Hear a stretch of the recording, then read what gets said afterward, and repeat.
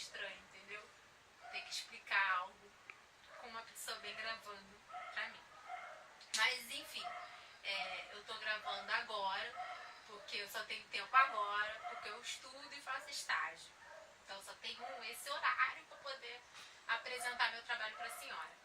Bem, como eu havia dito antes, o meu trabalho eu vou falar sobre Dom Casmurro, sobre Machado de Assis, que é uma obra feita por Machado de Assis. E primeiro eu vou começar também falando sobre mais o autor, né? Que nasceu em 21 de junho de 1839, no Rio de Janeiro. Ele era mulato e era vítima de preconceito também, né? Visto que ele também já não vinha de uma família rica, e sim de uma família pobre. Ele perdeu sua mãe muito cedo, ainda na infância, e ele foi criado pela madrasta, né? Junto com o pai dele.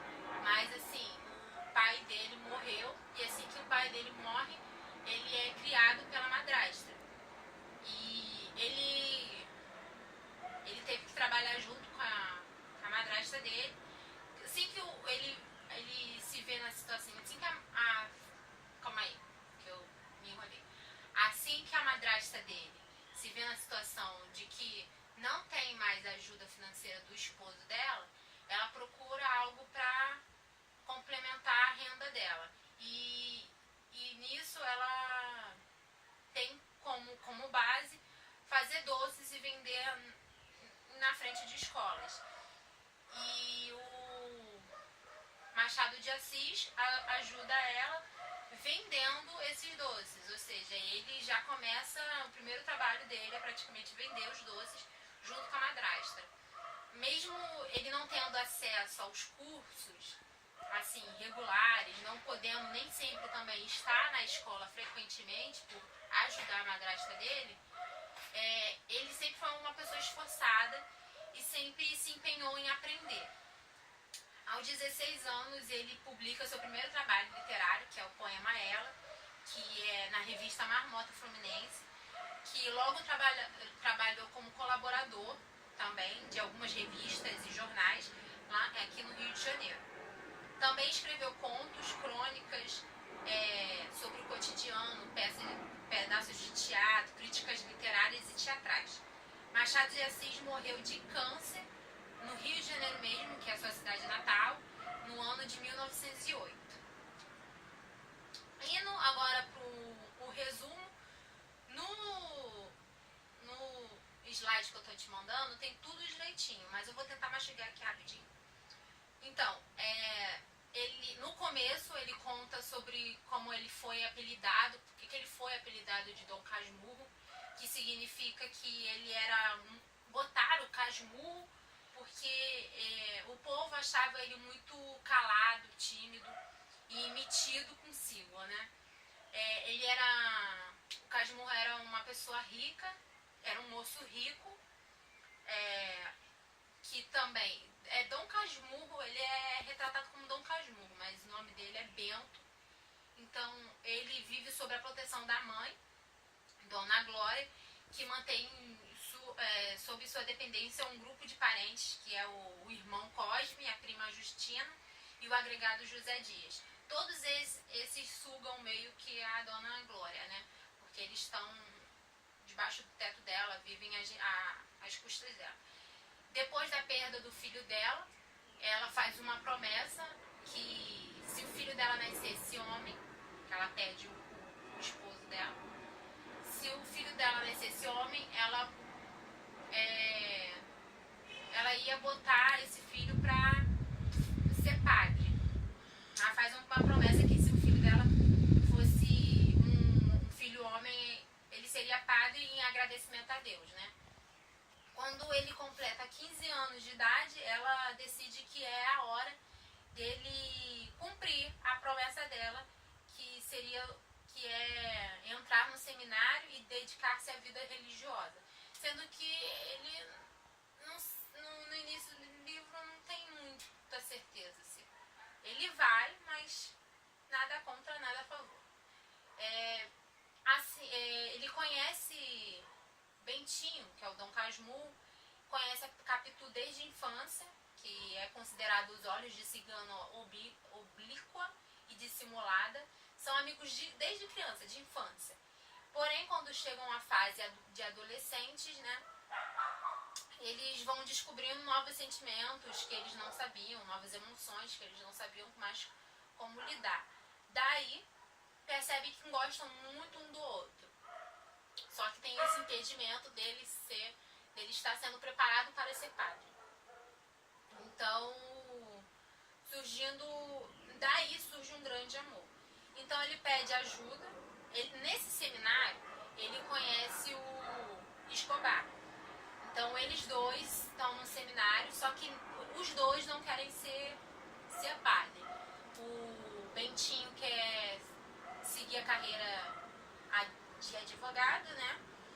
E delegacia, eu acho, essas coisas. Acho que eu me perdi aí, mas o Bentinho não quer. E o Escobar quer ser comerciante. Ele confessa minha mãe entrou agora, mas tudo bem. Ele quer ser comerciante. Então os dois, eles se veem numa situação muito íntimas. Mas aí, voltando para a história, ele pede ajuda pro Escobar, que logo... Não fica fazendo sinal que eu estou filmando, mas falando para minha professora, por favor. Eu me perdi, calma. Ela tá filmando assim mesmo, desse jeito aí? Aham. Tá gravando e a minha mãe está atrapalhando minha gravação. Mas não para, professora. Vai ficar tudo bem. Então, ele vai pedir ajuda pro Escobar para fazer para tentar fugir desse compromisso. E também ele pede ajuda pro tio dele, que é um agregado na casa, para convencer a mãe dele a desistir dessa promessa. Escobar, ele fala no livro, ele dá tem uma parte em que o Escobar fala que a promessa que a mãe dele fez foi falando que se nascesse um filho homem, ela botaria para ser padre. Só que em momento nenhum ela diz que filho homem é esse. Poderia ser esse que estava a caminho, como poderia ser um próximo também. A minha mãe está atrapalhando de novo, a professora não repara. Ela tem o quarto dela, mas ela quer ficar no meu. Então, ele fala isso e quando ele vai voltar, quando ele volta minha mãe aqui. Quando ele volta para visitar a mãe dele, ele percebe que ela está bem mais próxima de Capitu, que ele deixa ele mais feliz ainda, ele fica muito mais feliz quando ele percebe que elas duas estão se dando bem. Bem, conclusão, eles vão ficar juntos, ele não vai ser padre, nem Escobar vira padre também. Mas assim, eles fazem um conjunto. Eles fazem um conjunto. Eles fazem tipo uma promessa que quando o filho de Escobar e a Capitu se casam. Não. Bento e a Capitu se casam e o Escobar vai casar com a melhor amiga da Capitu, que é a Sasha. E eles combinam que Capitu e Bento casando, tendo um filho, botaria o nome do Escobar. E o Escobar e a Sasha tendo filho, botaria o nome da Capitu. Como uma troca de gratidão, uma troca de amigos, né? De parceria. No entanto, eles andam muito felizes com a chegada do Ezequiel, o Bento e a Capitu, porque eles têm um filho. Um gesto.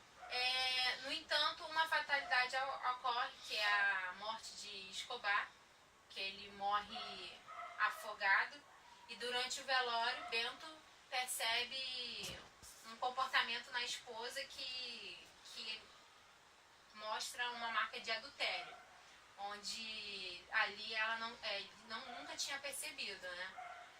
Ele vê uma situação assim, percebe-se que ele acha que pra ele, ela traiu ele, e a partir desse momento, outros indícios se juntam ao primeiro, que ele começa a observar que o Ezequiel, que é o filho deles, que é o filho entre Bentinho e a Capituzinha, Capitu quer dizer, ele percebe que Ezequiel tem traços do Escobar e começa a acreditar que o Ezequiel seja filho do Escobar. E acredita mesmo que a Capitu tenha traído ele.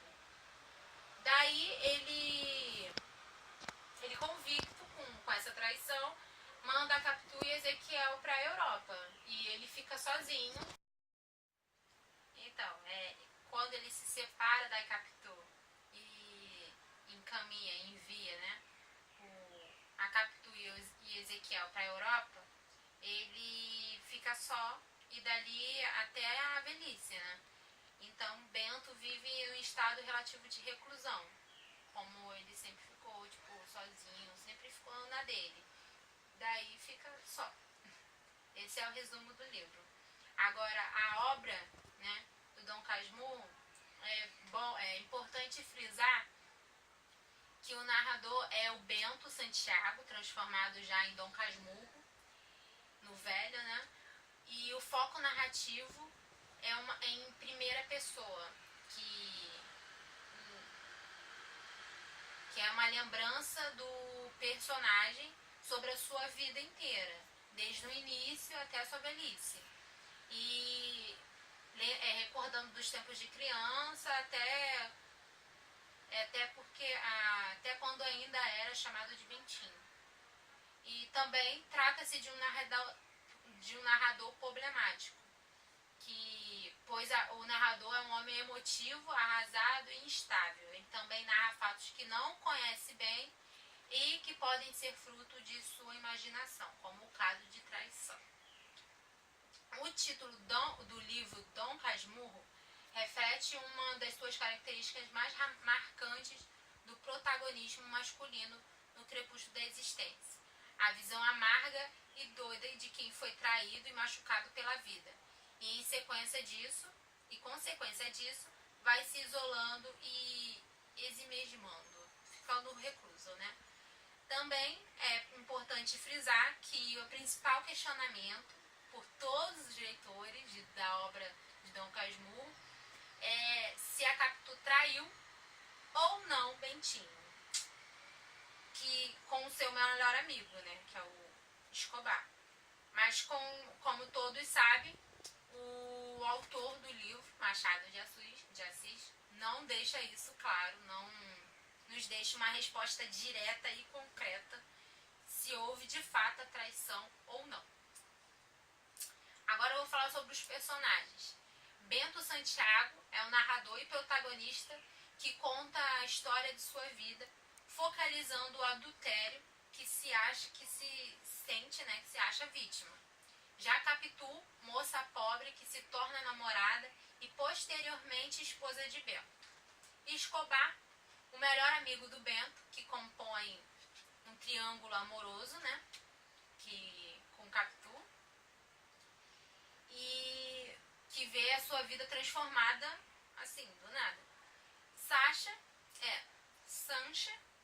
que é a esposa de Escobar, que é a melhor amiga de Capitu. Dona Glória, que é a mãe do Bento, é super protetora, controladora do seu filho, que manda ele para fazer o seminário, né, para cumprir a promessa dela. José Dias, o agregado, que troca sua sobrevivência por bajulação. Prima Justina, dependente financeiramente de Dona Glória. E tio Cosme, irmão de Dona Glória, também dependente dela. Desses três últimos, eles são tudo agregados da Dona Glória, tudo sanguessuga que fica ali debaixo do teto dela sem nenhum compromisso, né? Agora a interpretação. Na época que foi lançado, era visto como um relato inquestionável de uma situação de adultério, né? Do ponto de vista do marido traído. Já depois, lá nos anos de 1960, quando as questões relativas dos direitos da mulher já estavam em alta e assumiram uma importância maior em todo o mundo, surgiram também a interpretação de que indicava outra possibilidade, que era a narrativa que pudesse ser expressa de um ciúme doentio, que cega o narrador e faz conceber uma situação imaginária de traição.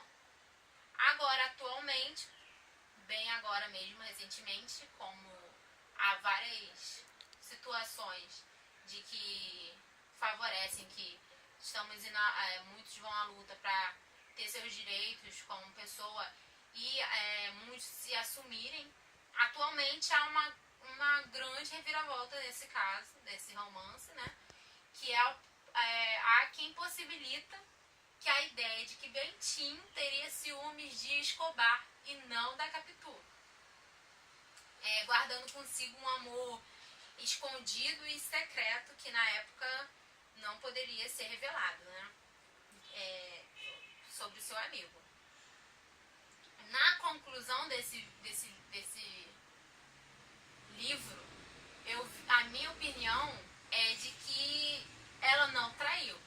Vou deixar bem claro aqui que ela não traiu. Pra mim, ela não traiu. Acredito que o ciúme possessivo dele o faz imaginar algo que não existe. No entanto, no livro, ela tenta de várias formas provar sua inocência e provar que ela realmente o ama, que ela realmente não traiu ele, que ela não estava interessada na sua posse, no fato dele ser rico. E ela sempre tenta mostrar, relatar esse amor dela por ele, tentando salvar o seu relacionamento, que é o seu grande amor de adolescência e infância, né? Esse é o meu ponto de vista do livro. Esse é o meu ponto também de vista sobre todo o conjunto da obra. E eu finalizo aqui com alguns atrapalhões, com algumas coisas, né? Mas tá aí meu trabalho pra senhora. Eu espero que a senhora tenha gostado da minha apresentação.